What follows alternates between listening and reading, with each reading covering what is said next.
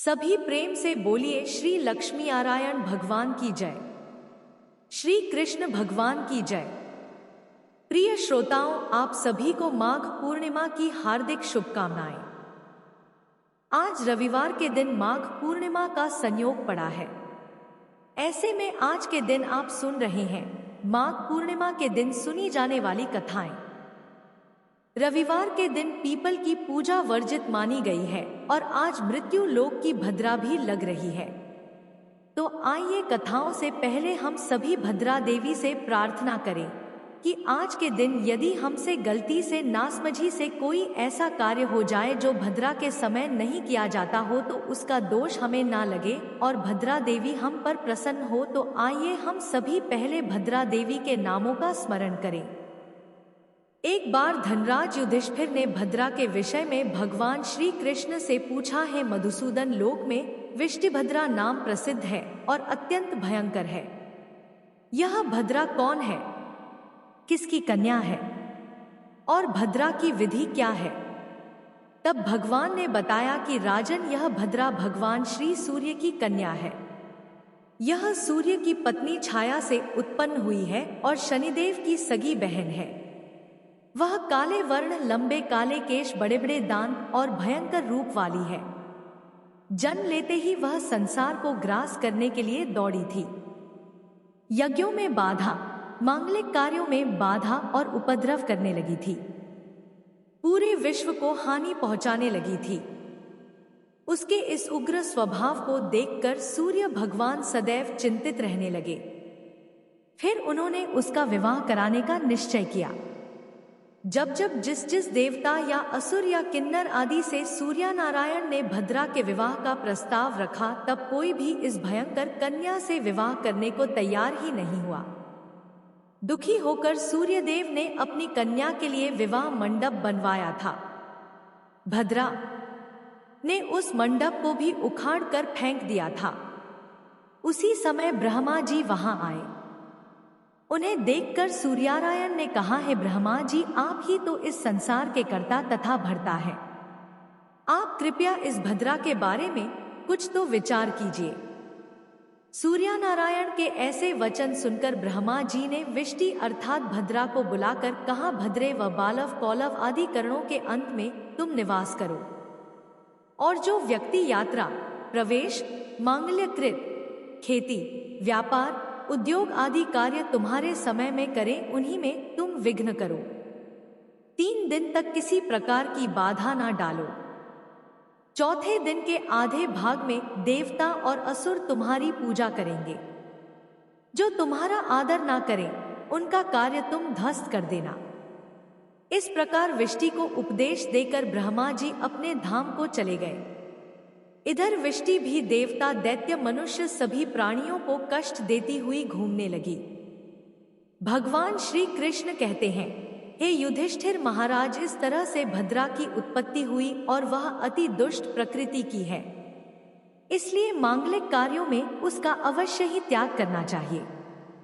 भद्रा का वास 5 घड़ी मुख में, 2 घड़ी कंठ में, 11 घड़ी हृदय में, 4 घड़ी नाभि में, 5 घड़ी कटी में, 3 घड़ी पुच्छ में रहती है। हे युधिष्ठिर, अब मैं तुम्हें भद्रा के 12 नाम बताता हूँ, ध्यानपूर्वक श्रवण करो। धन्या दधि मुखी भद्रा, महामारी खराना काल रात्रिर महारुद्रा, विष्टि कुल पुत्रिका भैरवी च महाकाली, असुराणा शयंकरी, द्वादशैवतु नामानि प्रात यः पठेत न च व्याधिर भवेत तस्य, रोगी रोगात् प्रमुचते ग्रह सर्वे अनुकूला सर्यना च, विघ्नादि जायते रणे राजकुले दते, सर्वत्र विजय भवेत। अर्थात धन्या दधिमुखी भद्रा, महामारी खराना काल रात्रि, महारुद्रा, विष्टि कुल पुत्रिका भैरवी, महाकाली और असुरक्षकारी, जो भी इन 12 नामों का प्रातः काल पाठ करता है या भद्रा के समय इन नामों का स्मरण करता है, उसे कभी व्याधि का भय नहीं होता, रोगी रोग मुक्त हो जाता है, सभी ग्रह अनुकूल हो जाते हैं, कार्य में कोई विघ्न नहीं आते, युद्ध में राजकुल में विजय प्राप्त करता है। जो विधि पूर्वक इसका पाठ करता है, निसंदेह उसके सभी कार्य भी सिद्ध हो जाते हैं। इस प्रकार भगवान श्री कृष्ण ने धर्मराज युधिष्ठिर को भद्रा का महत्व बताया था। हम सब भी भद्रा देवी से प्रार्थना करें कि हे भद्रा देवी, हम सब पर भी अपनी कृपा बनाए रखना। अब सुनते हैं माघ पूर्णिमा की कथाएं, जिसमें हम सबसे पहले सुनेंगे कि रविवार के दिन पीपल की पूजा क्यों निषिद्ध होती है। मां लक्ष्मी जी के परिवार में उनकी एक बड़ी बहन भी थी जिनका नाम था दरिद्रा। एक बार उन दोनों बहनों के पास रहने का कोई निश्चित स्थान नहीं था, इसलिए माता लक्ष्मी जी और उनकी बड़ी बहन दरिद्रा श्री विष्णु भगवान के पास गई और उनसे बोली, है जगत के पालनहार, कृपया हमें रहने का स्थान दीजिए। विष्णु भगवान जी से पीपल को यह वरदान प्राप्त था कि जो भी व्यक्ति शनिवार को पीपल की पूजा करेगा उसके घर का ऐश्वर्य कभी नष्ट नहीं होगा। इसलिए श्री विष्णु भगवान ने कहा कि आप दोनों ही पीपल के वृक्ष पर वास करो। इस तरह वे दोनों बहनें पीपल के वृक्ष में रहने लगी। जब कुछ समय बाद श्री विष्णु भगवान ने माता लक्ष्मी जी से विवाह करना चाहा तो माता लक्ष्मी जी ने इनकार कर दिया, क्योंकि उनकी बड़ी बहन दरिद्रा का विवाह अभी तक नहीं हुआ था और उनके विवाह के बाद ही वह श्री विष्णु भगवान से विवाह कर सकती थी। इसलिए उन्होंने दरिद्रा से पूछा कि वह कैसा वर पाना चाहती है। तो दरिद्रा ने बताया कि वह ऐसा पति चाहती है जो कभी पूजा पाठ ना करे और उसे ऐसी जगह पर रखे जहां कोई भी पूजा पाठ ना करता हो। श्री विष्णु भगवान जी ने उनके लिए ऋषि नामक वर चुना और वे दोनों विवाह सूत्र में बंध गए। अब दरिद्रा की शर्त अनुसार उन दोनों को ऐसे स्थान पर वास करना था जहां पर कोई भी धर्म कार्य नहीं होता था। ऋषि उसके लिए उसका मन भावन स्थान ढूंढने निकल पड़े, लेकिन उन्हें कहीं पर भी ऐसी जगह नहीं मिली। दरिद्रा उनके इंतजार में विलाप करने लगी। तब श्री विष्णु भगवान ने पुनः लक्ष्मी जी के समक्ष विवाह का प्रस्ताव रखा।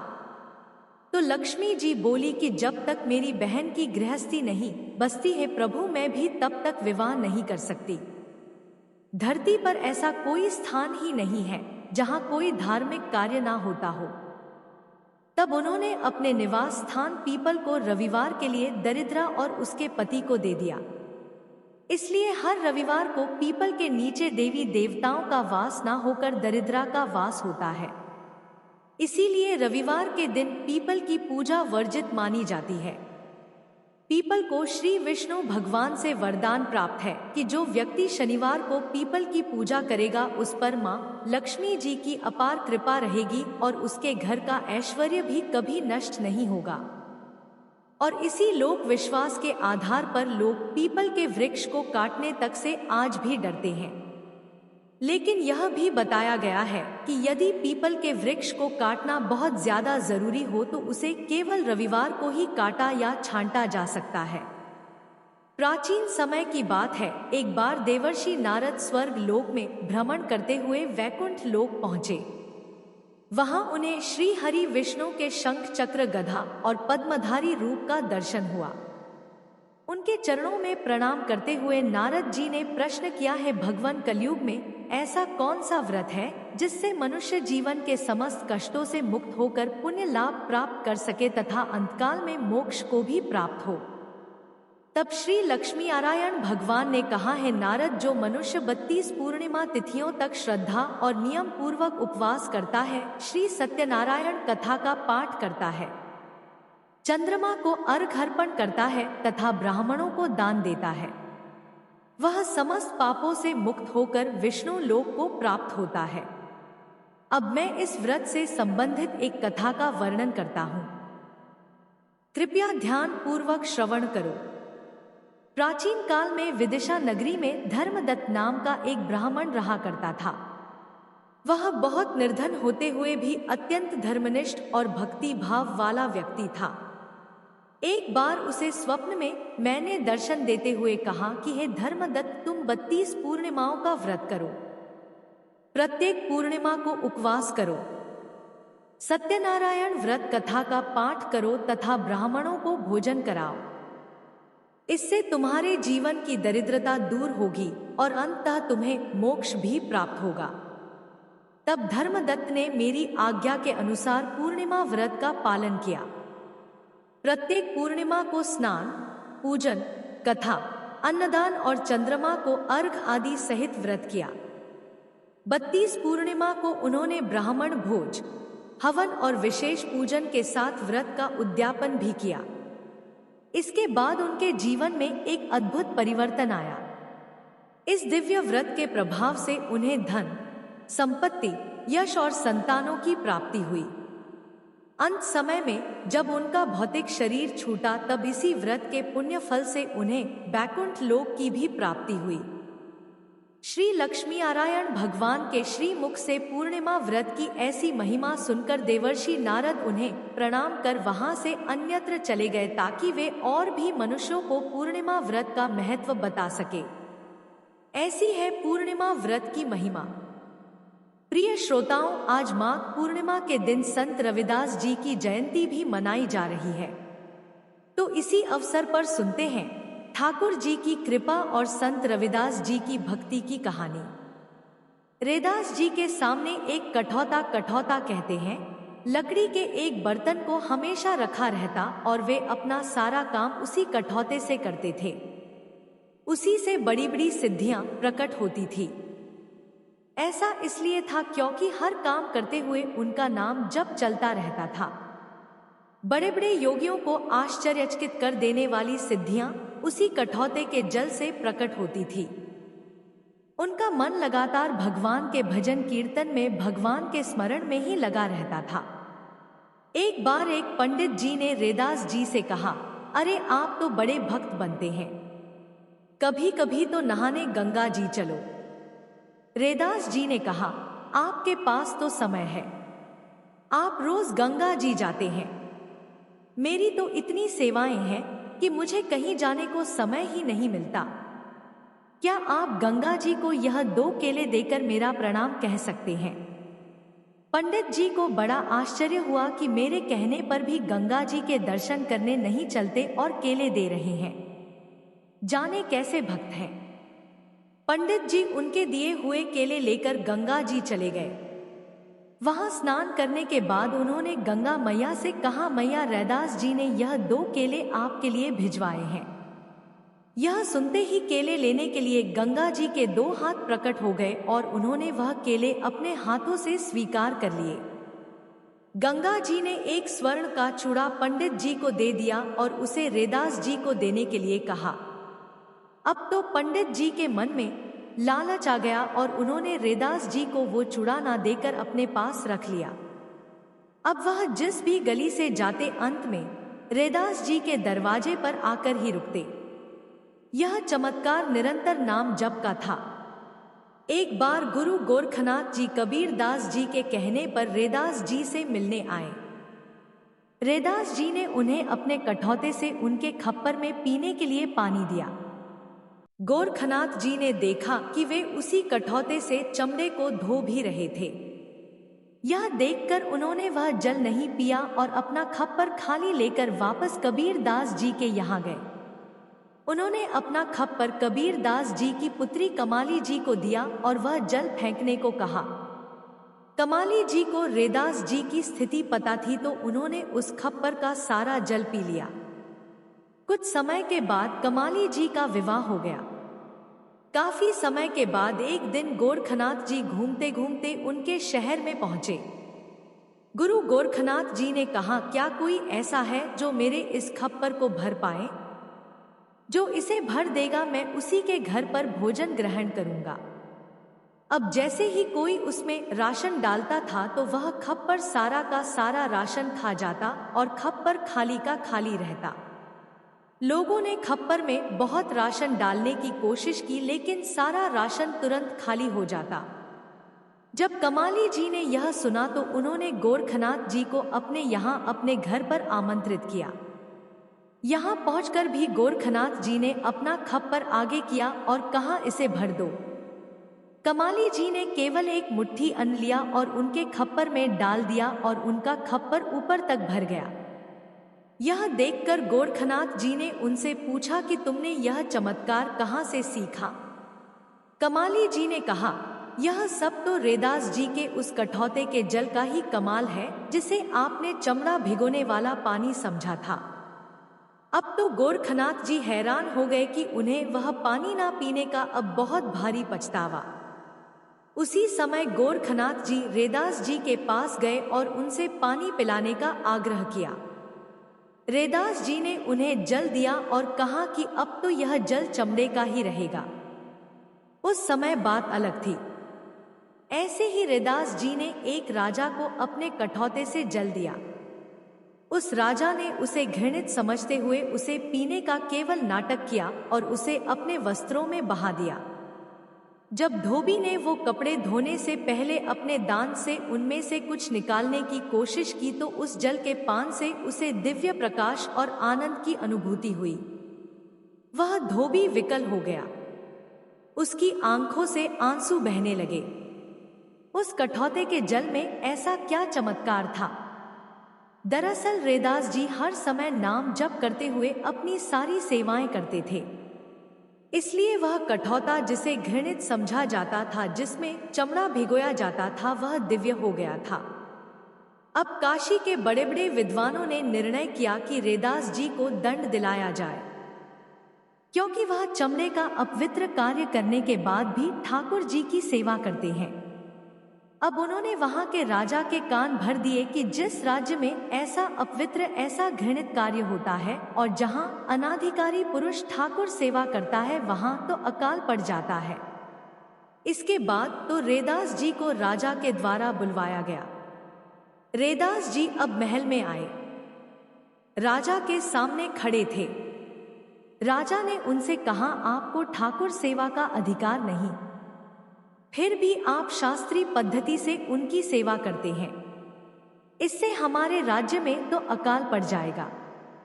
रैदास जी बोले, ठाकुर जी ही मुझसे सेवा चाहते हैं, अब इसमें मैं क्या करूं? राजा ने कहा, बस बस बातें बनाने से काम नहीं चलेगा। इसका प्रमाण क्या है कि ठाकुर जी तुमसे ही सेवा कराना चाहते हैं? तब रैदास जी ने कहा, मैं अपने ठाकुर जी को विराजमान करता हूं, आप बुला लो। अगर वह आपकी गोद में आ जाए तो मान लेंगे कि आप विद्वान जन जो भी कह रहे हैं वह ठीक है, और अगर मेरे बुलाने से ठाकुर जी मेरी गोद में आ गए तो मान लेना कि ठाकुर जी मेरी सेवा स्वीकार करते हैं। अब तो वहां पर भारी भीड़ इकट्ठी हो गई। हर कोई इस दृश्य को देखने के लिए बेचैन था। अब सभी ब्राह्मणों ने राजा के सामने इसे स्वीकार कर लिया। अब सब ब्राह्मण वेदों के मंत्र पढ़कर शास्त्रीय विधि से ठाकुर जी को बुलाने लगे, लेकिन ठाकुर जी किसी के पास गए ही नहीं, अपनी जगह से हिले तक नहीं। ध्रुवदास जी ने लिखा है कि भक्तों की प्रेममय पुकार से जितना प्रभु प्रसन्न होते हैं, उतना वेद मंत्रों से भी नहीं होते। जब रैदास जी के आंसू बहने लगे, तब उन्होंने ठाकुर जी को पुकारा तो ठाकुर जी तो सिंहासन सहित आकर उनके हृदय से लग गए, उनकी छाती से लग गए। यह सब देखकर सारे के सारे ब्राह्मण जो मंत्रवेत्ता थे हैरान के हैरान रह गए। उन्होंने कहा, नहीं नहीं, ऐसा नहीं है, यह इनके ठाकुर जी हैं, इसलिए ऐसा हुआ। हम अपने ठाकुर जी लाते हैं, फिर देखते हैं। ब्राह्मण लोग किसी प्रकार भी इस बात को मानने के लिए तैयार ही नहीं थे। रैदास जी इसके लिए भी तैयार हो गए, लेकिन दोबारा भी वैसा ही हुआ। रैदास जी ने उनके ठाकुर जी को पुकारा और ठाकुर जी उनके पास आ गए। इसी तरह जब तक जीवन में भगवान के नाम का जप नहीं है, जब तक भगवान के प्रति भाव नहीं है, तब तक कोई भी सिद्धांत, कोई भी मंत्र ठाकुर जी को अधीन नहीं कर सकता। अब चाहे आप कितनी ही बड़ी साधना क्यों ना कर लें, आपकी सारी साधना, सारी तपस्या को काम, क्रोध, लोभ, मोह आदि लूटते ही रहते हैं। साधक को पता भी नहीं चलता और वह भीतर से खाली बना रहता है और ऊपर से वह मंत्र पढ़कर नियमों का पालन करते हुए सेवा करता रहता है। तो ऐसी खोखली भक्ति ना रखकर अपने मन में आप पहले अपने भाव को जागृत कीजिए, अपने मन में अटूट भक्ति पैदा कीजिए और फिर चाहे तो आप नियमों का पालन करके मंत्रों के साथ ठाकुर जी की सेवा कर सकते हैं। नियम पालन ना भी कर पाए तो मन ही मन लगातार ठाकुर जी का स्मरण करें। सोते जागते उठते बैठते हर समय बस ठाकुर जी का ही स्मरण करते रहें। निश्चित है कि आपको भी एक दिन भगवत प्राप्ति हो ही जाएगी। आइए अब बढ़ते हैं पूर्णिमा व्रत की अंतिम और मुख्य कथा की ओर। द्वापर युग में एक समय की बात है। यशोदा जी ने श्री कृष्ण से कहा है, कृष्ण तुम सारे संसार के उत्पन्न करता, पालन करता और उसके सहार करता हो। आज कोई ऐसा व्रत मुझसे कहो जिसके करने से मृत्युलोक में स्त्रियों को विधवा होने का भय ना रहे और यह व्रत सभी मनुष्यों की मनोकामनाएं भी पूर्ण करने वाला हो। तब श्री कृष्ण कहने लगे, हैं माता, आपने अति सुंदर प्रश्न किया है। मैं आपसे ऐसे ही व्रत को विस्तार पूर्वक कहता हूँ। सौभाग्य की प्राप्ति के लिए स्त्रियों को 32 पूर्णमासियों का व्रत करना चाहिए। इस व्रत के करने से स्त्रियों को सौभाग्य संपत्ति मिलती है। यह व्रत अचल सौभाग्य देने वाला और भगवान शिव के प्रति मनुष्य मात्र की भक्ति को बढ़ाने वाला है। तब यशोदा जी कहने लगी, है कृष्ण, सबसे पहले इस व्रत को मृत्युलोक में किसने किया था? इसके विषय में भी मुझे विस्तार पूर्वक बताओ। तब श्री कृष्ण कहने लगे कि माते, इस भूमंडल पर एक अत्यंत प्रसिद्ध राजा चंद्रहास से पालित अनेक प्रकार के रत्नों से परिपूर्ण कार्तिका नाम की एक नगरी थी। वहां पर धनेश्वर नाम का एक ब्राह्मण था और उसकी पत्नी अति सुशीला रूपवती थी। दोनों ही उस नगरी में बड़े प्रेम से रहते थे। घर में धन धान्य आदि की कोई कमी नहीं थी, लेकिन उन्हें एक बड़ा दुख था कि उनकी कोई संतान नहीं थी। इस दुख से वह अत्यंत दुखी रहा करते थे। एक समय एक बड़ा तपस्वी योगी उस नगरी में आया। वह योगी उस ब्राह्मण के घर को छोड़कर अन्य सभी घरों से भिक्षा लाकर भोजन किया करता था। एक दिन वह योगी रूपवती से भिक्षा न लेकर किसी दूसरे घर से भिक्षा लेकर गंगा किनारे जाकर भिक्षा में मिले अन्न को प्रेम पूर्वक खा रहा था कि धनेश्वर ने योगी का यह सब कार्य किसी प्रकार से देख लिया। अपनी भिक्षा के अनादर से दुखी होकर धनेश्वर योगी से बोला, महात्मन, आप सभी घरों से भिक्षा लेते हैं किंतु मेरे घर की भिक्षा कभी नहीं लेते, इसका क्या कारण है? तब योगी ने कहा कि निसंतान के घर की भीख पतितों के अन्न के समान होती है और जो पतितों का अन्न खाता है वह भी पतित हो जाता है। क्योंकि तुम निसंतान हो इसलिए पतित हो जाने के भय से मैं तुम्हारे घर की भिक्षा नहीं लेता। धनेश्वर यह बात सुनकर अपने मन में बहुत दुखी हुआ और हाथ जोड़कर योगी के पैरों में गिर पड़ा और विनीत स्वर से कहने लगा, है महात्मा, अगर ऐसा है तो आप ही मुझे पुत्र प्राप्ति का कोई उपाय बताइए। आप तो सब कुछ जानने वाले हैं, मुझ पर यह अवश्य ही कृपा कीजिए। धन की मेरे घर में कोई कमी नहीं, किंतु कोई पुत्र ना होने के कारण मैं अत्यंत दुखी हूँ। आप मेरे इस दुख को दूर करें। यह सुनकर योगी कहने लगे, हे ब्राह्मण, तुम देवी चंडी की आराधना करो। फिर घर आकर उसने अपनी पत्नी से सारा वृतांत कहा और खुद तपस्या करने के लिए वन में चला गया। वन में जाकर उसने देवी चंडी की उपासना की और उपवास किया। चंडी देवी ने 16वें दिन उसको स्वप्न में दर्शन दिए और कहा, है धनेश्वर, जा, तेरे पुत्र होगा, परंतु वह 16 वर्ष की आयु में ही मृत्यु को प्राप्त हो जाएगा। अगर तुम दोनों पति 32 पूर्णमासियों का व्रत विधि पूर्वक करोगे तो वह दीर्घायु होगा। जितनी तुम्हारी सामर्थ हो आटे के उतने दिए बनाकर शिव जी का पूजन करना, किंतु पूर्णमासी को 32 की संख्या पूरी हो जानी चाहिए। प्रातः काल होने पर इस स्थान के पास ही तुम्हें आम का एक वृक्ष दिखाई देगा। उस पर चढ़कर तुम एक फल तोड़कर जल्दी अपने घर चले जाना और अपनी पत्नी से सारा वृतांत कहना।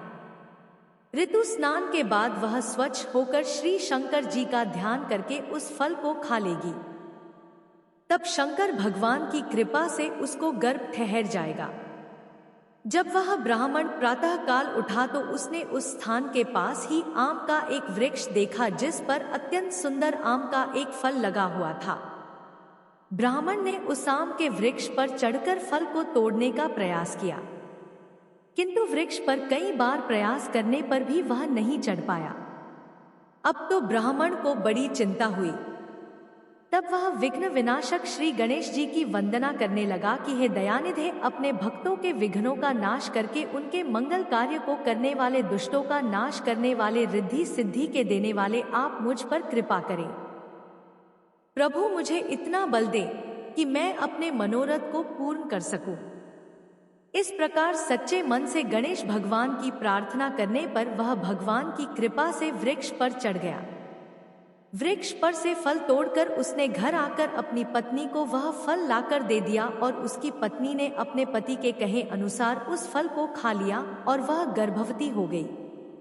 देवी चंडी की असीम कृपा से उसे एक अत्यंत सुंदर पुत्र हुआ, जिसका नाम उन्होंने देवीदास रखा।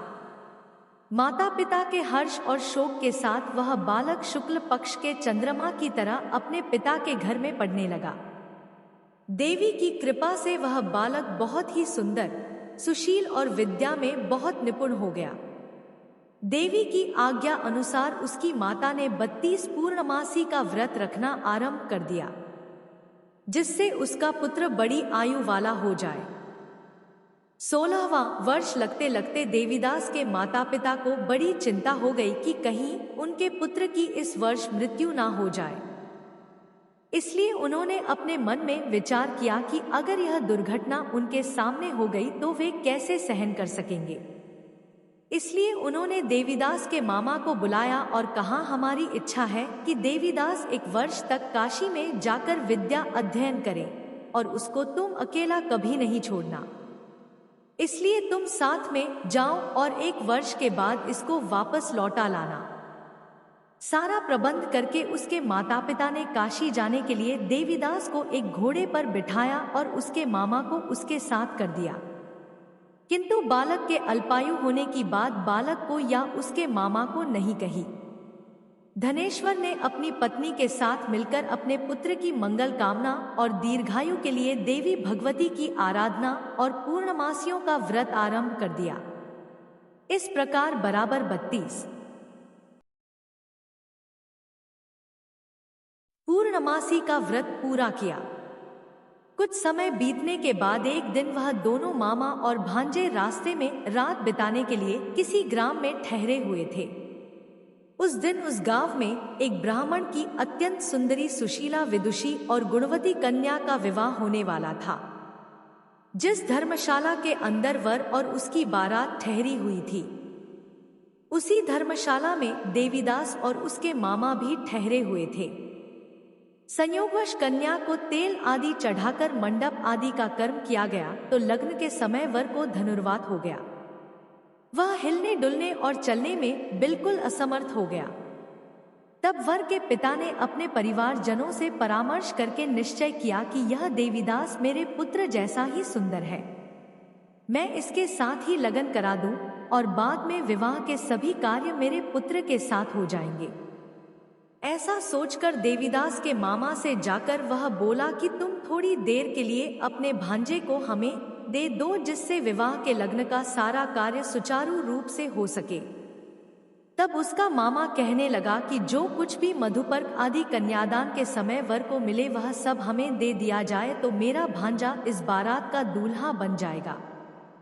यह बात वर के पिता ने स्वीकार कर ली और तब मामा ने अपना भांजा वर बनने को भेज दिया और उसके साथ विवाह के सभी कार्य रात में विधिपूर्वक संपन्न हो गए। पत्नी के साथ वह भोजन नहीं कर सका। दुखी मन से वह सोचने लगा कि न जाने यह कैसी स्त्री होगी। वह एकांत में इसी सोच में पड़ा हुआ था कि उसकी आंखों में आंसू भी आ गए। तब उसकी पत्नी ने पूछा कि क्या बात है? आप तब उसकी पत्नी ने पूछा कि क्या बात है? आप तब उसकी पत्नी ने पूछा कि क्या बात है? आप इतने उदासीन और दुखी क्यों हो रहे हैं? तब उसने वह सारी बातें जो वर के पिता और उसके मामा में हुई थी वधू को बता दी। तब वह वधू कहने लगी कि यह ब्रह्मा विवाह के विपरीत कैसे हो सकता है? देव, ब्राह्मण और अग्नि के सामने मैंने आपको ही अपना पति बनाया है। इसलिए आप ही मेरे पति हैं। मैं आपकी ही पत्नी रहूंगी, किसी अन्य की बिल्कुल नहीं। तब देवीदास ने कहा कि ऐसा मत करो, क्योंकि मेरी आयु बहुत थोड़ी है। मेरे मरने के बाद तुम्हारी क्या गति होगी, इस बात को अच्छी तरह सोच लो। परंतु वह वधू दृढ़ विचार वाली थी। बोली कि जो आपकी गति होगी वही मेरी भी होगी। हे स्वामी, आप उठिए और भोजन कीजिए, आप निश्चय ही भूखे होंगे। तब देवीदास और उसकी पत्नी ने मिलकर भोजन किया और रात में वे सो गए। प्रातः काल देवीदास ने अपनी पत्नी को 3 नगों से जड़ी हुई एक अंगूठी और एक रुमाल दिया और बोला, प्रिय, इसे संकेत समझ कर रखो और शांत हो जाओ। मेरा स्मरण और जीवन जानने के लिए एक पुष्प वाटिका बना लो, उसमें सुगंधी वाली एक नव मल्लिका लगा लो। उसको हर दिन जल से सींचना और आनंद के साथ खेल कूदना और उत्सव मनाना। जिस समय और जिस दिन मेरी मृत्यु का होगा, यह फूल सूख जाएंगे, और जब यह फिर से हरे भरे हो जाए तो समझ लेना कि मैं जीवित हूं। यह बात निश्चय करके समझ लेना और इसमें कोई संशय मत करना। ऐसा समझा बुझाकर वह चला गया। प्रातः काल होते ही वहां पर गाजे बाजे बजने लगे। जिस समय विवाह के कार्य समाप्त करने के लिए वर तथा सब बाराती मंडप में आए तो कन्या ने वर को भली प्रकार से देखकर अपने पिता से कहा कि यह मेरा पति नहीं है।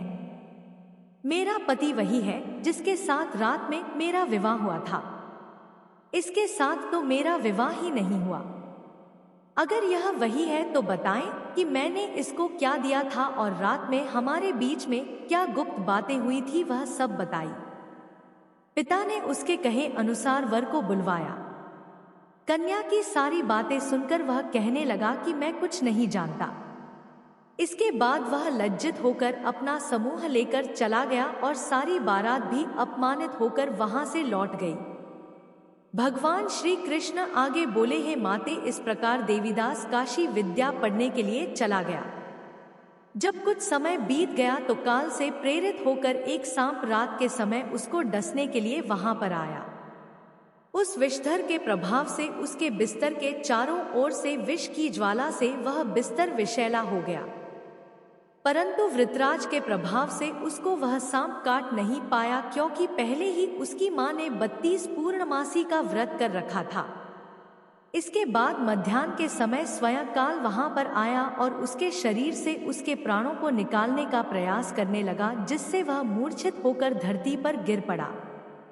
भगवान की कृपा से उसी समय देवी पार्वती जी के साथ श्री शंकर जी वहां पर आ गए। उसको मूर्छित दशा में देखकर देवी पार्वती ने भगवान से प्रार्थना की, हे प्रभु, इस बालक की माता ने पहले 32 पूर्णमासी का व्रत किया था, जिसके प्रभाव से हे भगवान अब आप इसको प्राणदान दे दीजिए। देवी के कहने पर भक्तवत्सल भगवान ने उस बालक को प्राणदान दे दिया। इस व्रत के प्रभाव से काल को भी पीछे हटना पड़ा और देवीदास स्वस्थ होकर बैठ गया। उधर उसकी पत्नी उसके काल की प्रतीक्षा किया करती थी। एक दिन उसने देखा कि उस पुष्प वाटिका में पत्र पुष्प कुछ भी नहीं रहे, सब कुछ सूख कर नष्ट हो गए हैं। तो उसे बड़ा आश्चर्य हुआ, किंतु कुछ ही क्षण में वह सब वाटिका पहले की तरह हरी भरी हो गई। तब वह समझ गई कि उसके पति पुनर्जीवित हो गए हैं। यह देखकर वह बहुत प्रसन्न होकर अपने पिता से कहने लगी, पिताजी, मेरे पति जीवित हैं, आप उनको ढूंढिए। जब 16वां वर्ष बीत गया तो देवीदास भी अपने मामा के साथ काशी से वापस अपने घर के लिए चल पड़ा। इधर उसके ससुर उसको ढूंढने के लिए घर से जाने ही वाले थे कि वह दोनों मामा भांजा वहीं पर आ गए। उसको आया देखकर उसका ससुर बड़ी प्रसन्नता के साथ उसे अपने घर में ले गया। उस समय नगर के निवासी भी वहां इकट्ठा हो गए और फिर सबने निश्चय किया कि अवश्य ही इस बालक के साथ इसी कन्या का विवाह हुआ था। उस बालक को जब कन्या ने देखा तो पहचान लिया और कहा कि यह तो वही है जो संकेत करके गए थे। फिर सब कहने लगे कि भला हुआ जो यह आ गया, और तब सब नगरवासियों ने खूब आनंद मनाया। कुछ दिन के बाद देवीदास अपनी पत्नी और अपने मामा के साथ अपने ससुर के घर से बहुत सारा उपहार लेकर अपने घर की ओर चल पड़ा। जब वह अपने नगर के निकट गया तो कई लोगों ने उसे देखकर उसके माता पिता को पहले ही जाकर सूचना दे दी कि तुम्हारा पुत्र देवीदास अपनी पत्नी और मामा के साथ आ रहा है। ऐसा सुनकर पहले तो उन्हें विश्वास ही नहीं हुआ, किंतु जब और लोगों ने भी आकर उनकी बात का समर्थन किया तब उन्हें बड़ा आश्चर्य हुआ। इतने में ही देवीदास भी अपने घर पहुंच गया और देवीदास ने अपने माता पिता के चरणों में सिर रखकर प्रणाम किया और उसकी पत्नी ने भी अपने सासुर के चरणों को स्पर्श किया तो माता पिता ने अपने पुत्र और पुत्रवधू को अपने हृदय से लगा लिया और सबकी आंखों से प्रेम के आंसू बहने लगे। अपने पुत्र और पुत्रवधू के आने की खुशी में धनेश्वर ने बड़ा भारी उत्सव किया और ब्राह्मणों को भी बहुत सी दान दक्षिणा देकर प्रसन्न किया। भगवान श्री कृष्ण कहने लगे, माते इस प्रकार धनेश्वर 32 पूर्णमासियों के व्रत के प्रभाव से पुत्रवान हो गया। जो भी स्त्रियां इस व्रत को करती हैं, वे जन्म जन्मांतर में भी वैधव्य का दुख नहीं भोगती और सदैव सौभाग्यवती रहती हैं। यह मेरा वचन है, इसमें कोई संदेह नहीं।